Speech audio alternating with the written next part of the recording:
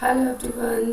Today we are going to start a chapter from 4 from history, that is tribal societies. In this chapter we will learn changes in tribal life, traditional agricultural practices, British policy toward tribes, rigid forest laws, rise of the tribal groups, tribal revolts in central India, the northeast and other region. From being a mere trading body, the English East India Company eventually became the master of India.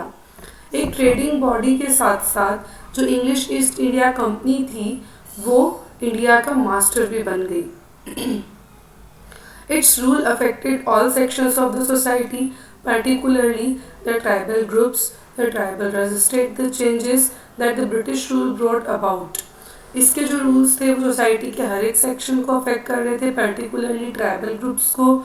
जो tribal groups थे वो जो भी बदलाव आ रहे थे उनको resist कर रहे थे.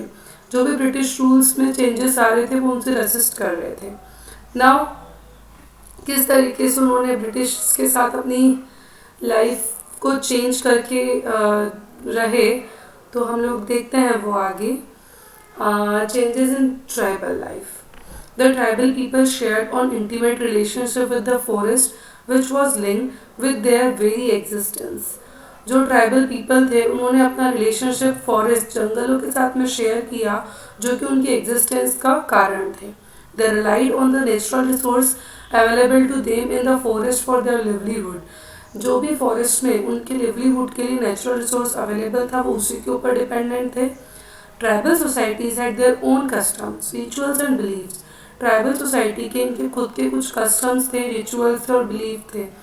They led peaceful life and did not tolerate interference from outside. वो बहुत शांतिपूर्ण जीवन जीते थे और बाहरी किसी व्यक्ति का इंटरफेयर उनको बिल्कुल पसंद नहीं था.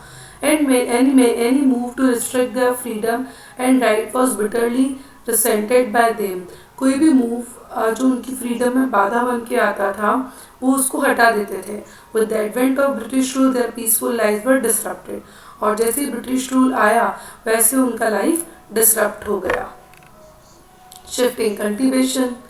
Now, the tribal living in central India and the north is generally practice shifting cultivation. जो ट्राइबल लोग सेंट्रल इंडिया में रहते थे, नॉर्थ ईस्ट में उन्होंने अपने कल्टीवेशन को शिफ्ट कर दिया. It is also called zoom cultivation. इसको जूम कल्टीवेशन भी कहा जाता था या स्लेश और बर्न कल्टीवेशन भी कहा जाता था. The tribal selected a page of land and cleared it by cutting down the trees and burning them. जो ट्राइबल थे उन्होंने ज़मीन का एक हिस्सा सेलेक्ट किया था और साफ किया, वहाँ के पेड़ों को उन्होंने काट दिया और जला दिया. Then they cultivated that land for some year. उस ज़मीन को उन्होंने कुछ सालों तक कल्टिवेट किया.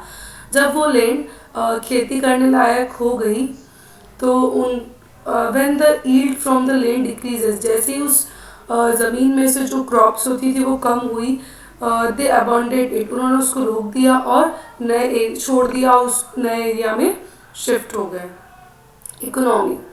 The tribal depended on the natural resources of the region they lived in. जो ट्राइबल थे जिस एरिया में रहते थे वहाँ के नेचुरल रिसोर्सेज के ऊपर डिपेंडेंट थे. कुछ ट्राइबल्स जो थे वो उस एरिया में परमानेंटली सेटल हो गए थे, जबकि कुछ ट्राइबल्स जो थे वो नोमैडिक लाइफस्टाइल जीते थे, मीन्स एक प्लेस से दूसरी प्लेस पे शिफ्ट होते रहते थे.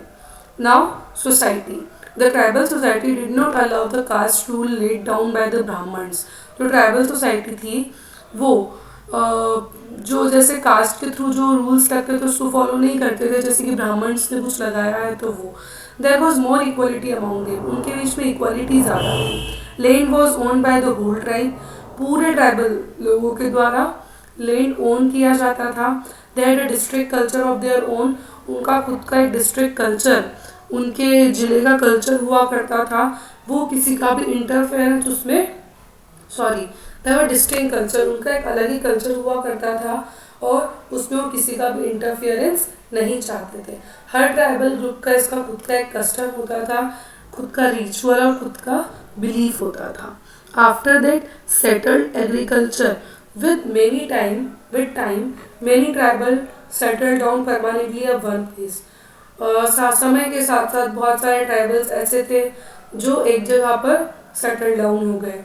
दे begin to cultivate crops on field near their houses. उन्होंने अपने घर के आसपास ही लैंड को कल्टिवेट करना शुरू कर दिया। Among some groups, the land belonged to the clan and not to individual tribal. In such groups, the tribal shared the harvested crop.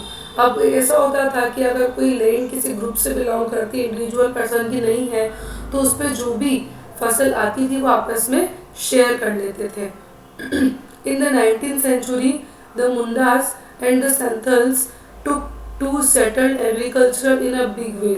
और 19th century में जो मुंडास थे और जो संथल्स थे उन्होंने एग्रीकल्चरल लैंड को एक बड़े पैमाने पे शिफ्ट किया।